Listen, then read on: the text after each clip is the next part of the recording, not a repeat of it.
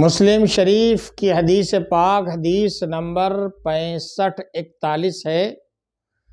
اللہ کے رسول صلی اللہ تعالی علیہ وسلم ارشاد فرماتے ہیں، کسی شخص کے برا ہونے کے لیے یہی کافی ہے کہ وہ اپنے مسلمان بھائی کو حقیر سمجھے، حقیر جانے، نیچا سمجھے۔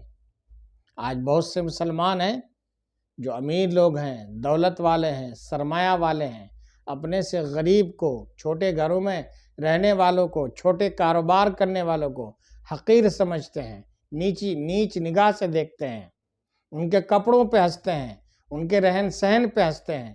جی نہیں، یہ ایمان والوں کا تقاضا نہیں۔ اللہ کے رسول نے کیا فرمایا؟ برا ہونے کے لیے یہ کافی ہے کہ وہ کسی مسلمان بھائی کو حقیر سمجھے، کمتر سمجھے۔